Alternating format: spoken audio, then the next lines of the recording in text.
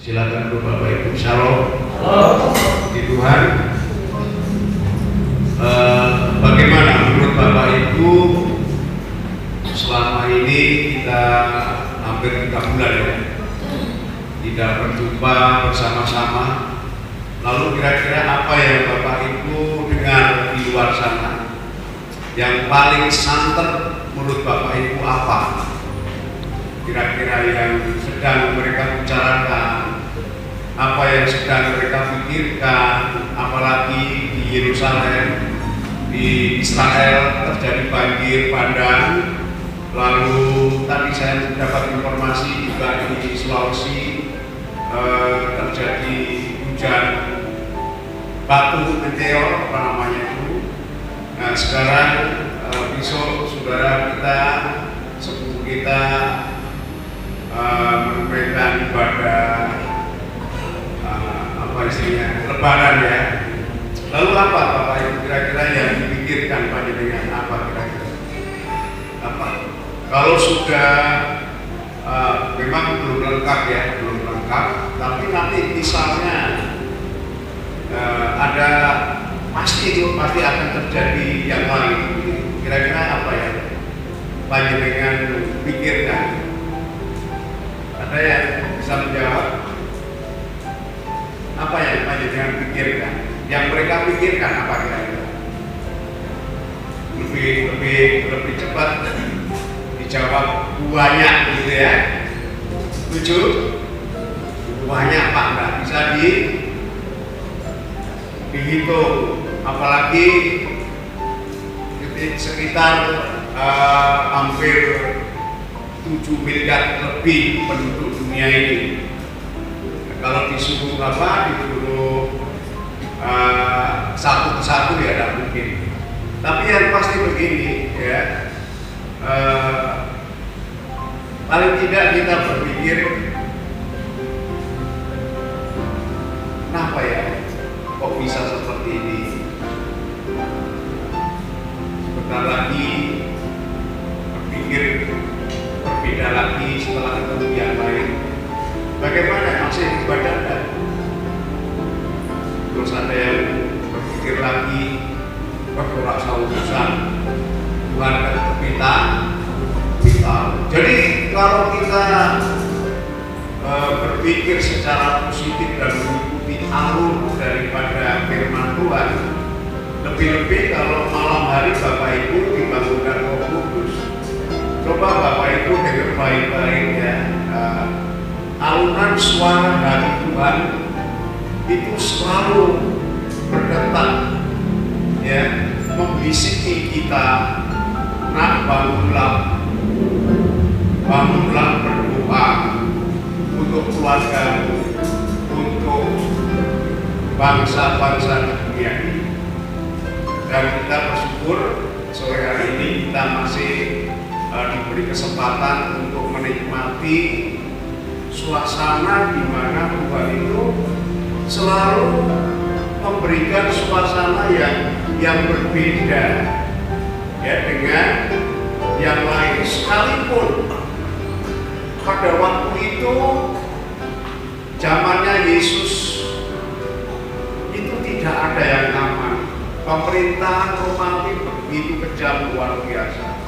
Sampai-sampai orang Yahudi itu ketularan kejam dengan jandanya, dengan orang-orang miskin, itu semakin kejam.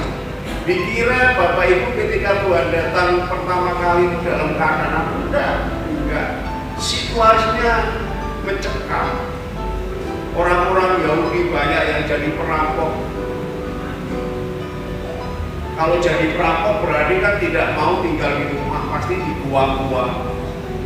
Itu sebabnya ketika kita membaca Yohanes Pembaptis berseru-seru di padang gurun, ya kan? Di padang gurun itu berarti kan bukan tempatnya manusia, tempatnya binatang, ya kan? Tapi kenapa Yohanes Pembaptis ya berseru-seru itu di padang gurun? Ternyata banyak orang-orang yang mempunyai nama Yahudi, yang mempunyai label agama Yahudi ternyata karena kesulitan setiap tidak ada inti-intinya namanya peperangan satu dengan yang lain antara utara dengan selatan. Saudara sendiri hampir 2 tahun sejak Yesus Kristus datang mereka tidak menyapa satu dengan yang lain. Situasinya lebih mencekam dulu daripada hari-hari ini. Namun mereka tetap setia kepada Tuhan. Ini hebatnya di situ. Ya. Nah, kita baca kembali kita akan mendalami khotbah tentang eksposisi. Kita ambil dari Kisah Rasul pasal 1 ayat 6. Satu ayat dulu, ya, satu ayat kita baca bersama-sama. Bapak Ibu Saudara sekalian, Kisah Rasul pasal 1 ayat 6. Kita baca ya bersama-sama dengan suara yang keras. Ya. Kisah Para Rasul pasal 1 ayat 6. Sudah? Ya, kita baca ya.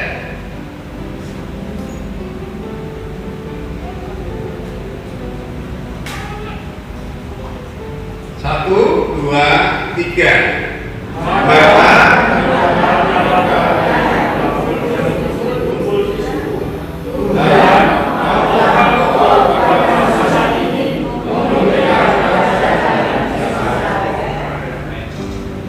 Sekali lagi Bapak Ibu ya. 1, 2, 3. Maka bertanyalah mereka yang berkumpul di situ, Tuhan, maukah kau pada masa ini memberikan kerajaan bagi saya? Bapak Ibu Saudara sekalian, kalau kita baca ayat tadi, lalu kita berpikir sederhana, karena pengajaran itu sederhana. Sementara mereka menyaksikan gimana Tuhan terangkat ke surga, disaksikan kurang lebih 500 orang, murid-muridnya 120. Mereka sedang menatap kepergian Bapak Yesus ke surga. Itu kesempatan yang sangat luar biasa. Kesempatan yang sangat luar biasa. Suatu misal nih, kalau Bapak Ibu diizinkan untuk menyambut kedatangan Bapak Jokowi begitu, bagaimana panjenengan? Rasanya bagaimana? Gereja Islam Masih Jemaat Supratman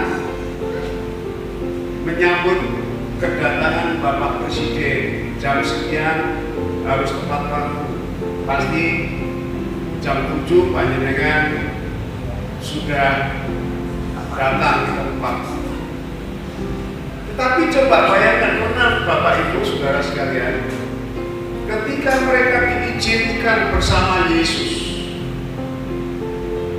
belajar bersama Yesus, duduk makan bersama dengan Yesus, sampai selama 40 hari setelah kebangkitannya, Yesus berulang di dalam pasal 1 ayat 3 Kisah Rasul kemarin sudah kita sampaikan, berulang kali itu menunjukkan bahwa kasih Tuhan itu sangat luar biasa. Sekali lagi, Tuhan tidak menginginkan murid-murid mereka bahkan dunia itu binasa oleh karena pemberontakannya, binasa oleh karena apa? Karena dosa-dosanya.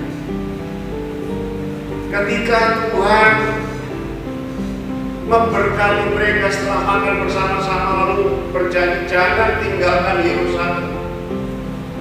Bukan Yerusalemnya, bukan sinagognya, tempat penginapan. Padahal mereka adalah orang-orang jelata, orang-orang yang buta huruf dari Galilea, orang-orang yang jorok, tapi diizinkan Tuhan.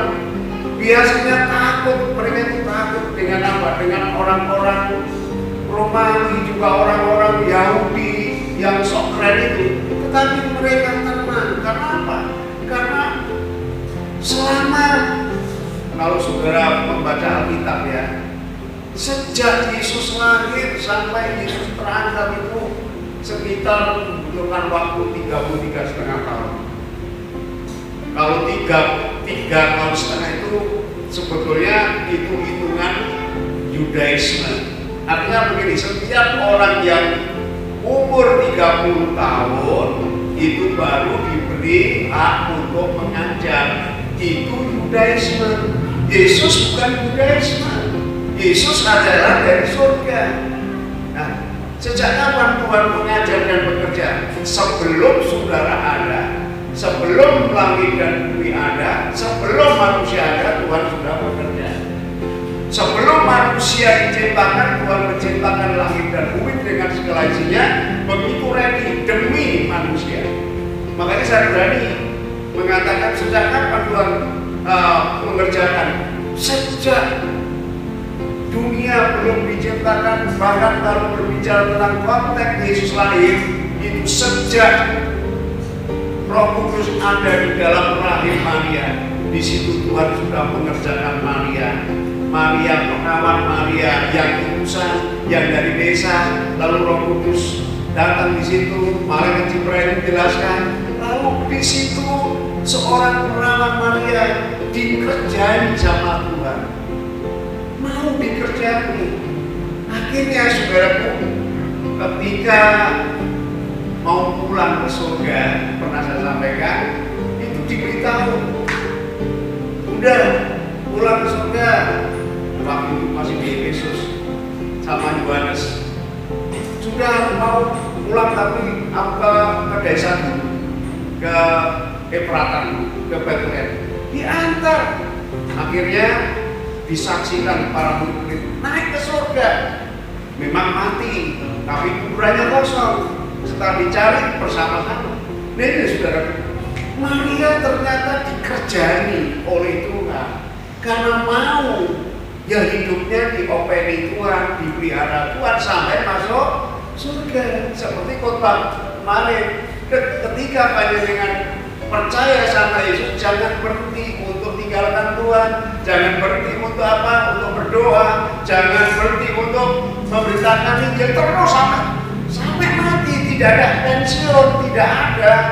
Begitu firman Tuhan. Maka cuma kalau kita melihat teks tadi, enak-enaknya menyaksikan Sang Juru Selamat pulang ke surga untuk menyediakan tempat bagi pengikut-pengikut. Kok masih ada orang yang usil? Tahu yang usil tadi? Coba baca ayat 6 tadi. Masih ada yang Tuhan, apa namanya?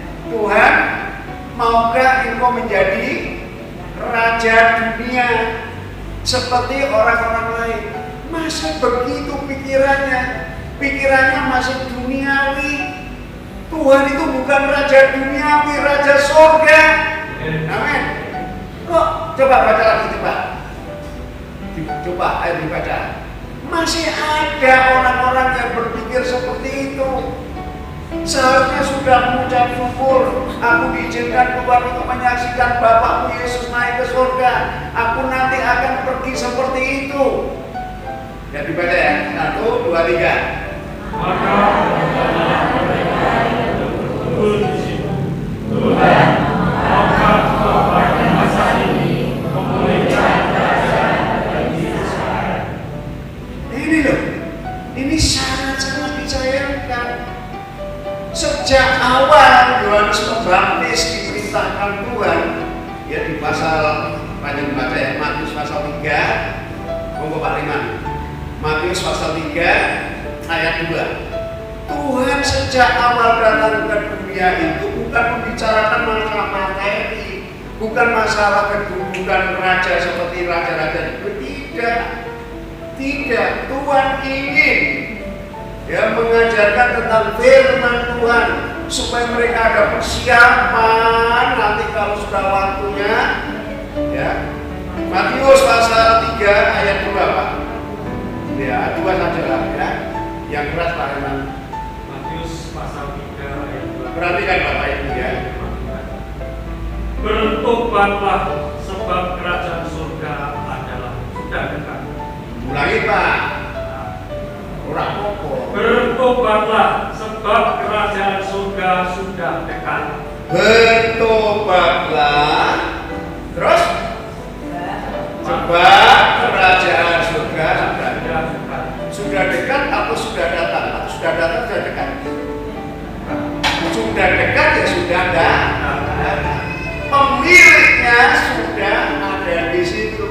Berarti mulailah, silakan dulu Pak. Mulailah di situ persiapan terus sampai Tuhan menunjukkan aku tak pulang. Apa yang selama ini aku ajarkan lakukan terus, jangan mandek, jangan berhenti. Walaupun banyak penganiayaan dari Herodes, dari tentara Romawi Pilatus, biang keroknya dari para imam-imam, darah daging sendiri, tidak usah takut. Masih memikirkan duniawi, saudara dan saya butuh itu, tapi itu bukan fokusnya. Amin. Bukan itu tujuannya. Tujuannya adalah kerajaan surga. Kalau panjenengan saudara mendengar khotbah tentang pengangkatan itu akan terjadi. Tapi apa yang harus kita lakukan supaya pas waktu kita diangkat ke surga, itu yang penting. Apanya? Sepanjang saudara menjadi pengikut Kristus, jangan kendor. Doa saudara jangan kendor di dalam apa? Pelayanan saudara. Jangan kendor di dalam doa. Dan jangan kendor di dalam apa? Memberikan sedekah. Terus jalan. Jangan dikira sementara mereka jalan menantikan di loteng Yerusalem tidak ada masalah. Saulus itu terus mengelilingi mereka, mencoba sebelum bertobat ya, dari Paulus itu sama Yudas Iskariot masih dulu sebelum gantung diri itu pekerjaannya seperti itu. Jadi iblis itu selalu mengelilingi mereka. Nah itu sebabnya pada malam hari ini kita fokus, ya kita fokus, bukan berarti saudara nanti tidak boleh memikirkan masalah kebutuhan, tapi jangan sampai lena, jangan sampai bahasa Inggrisnya teledor. Karena apa? Karena Tuhan mengumpulkan mereka itu untuk apa? Mempersiapkan mereka pulang kampung, pulang ke surga. Jelas ya? Satu ayat tadi kan menggelitik itu. Tuhan bukan raja duniawi. Kalau anggapan mereka, kalau mereka jadi raja, mungkin orang tadi yang paling tidak jadi tukang ngepel ya di istana itu mungkin ya. Bisa saja seperti itu. Jadi pikirannya itu hanya duniawi, melulu duniawi, padahal mau kiamat.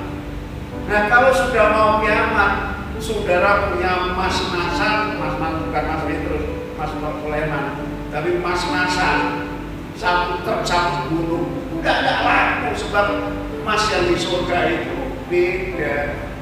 Syarat saudara mengerti, memahami apa yang diinginkan Tuhan, dirindukan Tuhan. Apapun yang terjadi ini masih enak, kita ini masih enak, betul. Saudara naik motor, jalannya tidak berbukit-bukit, ya kan?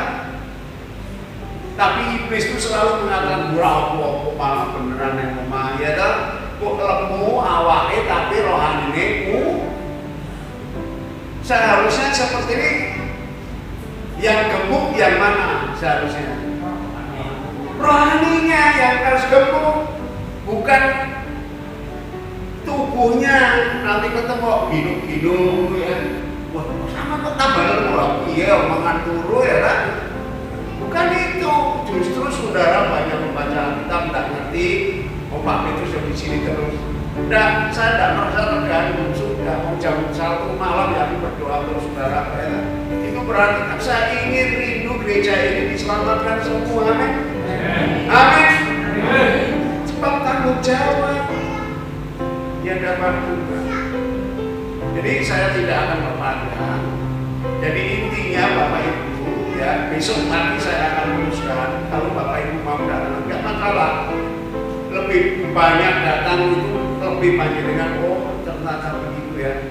Jadi intinya Tuhan datang membangun pribadi yang akan masuk surga. Ya, tentu besok kita akan pelajari lagi. Baik, hari ini jangan sampai pikiran kita melambung. Kebutuhan jasmani pasti, tetapi jangan nomor satu, nomor sekian, gitu ya. Setuju? Terserah, itu anjuran firman Tuhan seperti itu. Langit dan bumi akan lenyap, tetapi firman Tuhan. Kemarin saya ngobrol gini, mau tahu begini. Dunia ini kan canggih, luar biasa. Karena iblis berhasil untuk menjerat Adam dan Hawa makan apa? Pohon pengetahuan. Jadi ilmu pengetahuan manusia itu, intelektualnya manusia itu setinggi langit. Sampai dunia ini mau tidak mau harus pakai apa? HP, pakai internet, betul ya? Semua usaha, semua apa saja, baik kapal terbang, kapal selam itu menggunakan apa? Internet. Cuma saya tahan ya. Misalnya salah satu planet nanti itu dilemparkan ke satelit-satelit yang ada di atas sana. Dilemparkan, terbakar. Saudara bayangkan, lumpuh ada? Lumpuh. Perang dengan apa? Dengan peso, taburu, melak, pakai sandal. Kalau terjadi perang dunia, jadi satelit itu nanti dibantu saja jabatan beredak, sudah komunikasi itu nggak bisa. Lalu saudara punya uang di bank di ATM ya orang insya nggak bisa. Saya berpikir begitu. Bukan memang Tuhan nggak aneh-aneh. Silakan. Nanti itu dilempar apa? Satu batu dari apa itu planet terbakar. Biasanya pusatnya di situ kok. Mau apa? Ayo, mau apa? Berseru kepada Tuhan dengan hati yang jujur. Silakan saudara berdiri. Terima kasih Bapak. Kami bersama-sama jemaat, kami bersama-sama gereja mengucap syukur kepada Tuhan. Engkau telah memberikan kesempatan untuk menikmati karya-Mu, kematian-Mu, dan akhirnya kami boleh memberikan kenaikan Yesus Kristus. Dan kami boleh mengalami pencurahan Roh Kudus yang sangat luar biasa. Mari Roh Kudus tolong kami Tuhan. Angkat kedua tangan saudara. Bapak, inilah hidup kami. Kami bawa keluarga besar kami. Kami bawa jemaat di Salmasi. Kami bawa pemerintahan Republik Indonesia, bangsa-bangsa, keturunan Syekh Abraham. Kami berkati bersama anak-anak di tempat ini. Biarlah berkat dari Allah Bapa, Allah Putra, Allah Kudus menyertai saudara. Milikilah berkat utama keselamatan jiwa. Berkat kedua adalah tubuh jasmani saudara sehat. Ekonomimu tidak akan pernah macet. Terima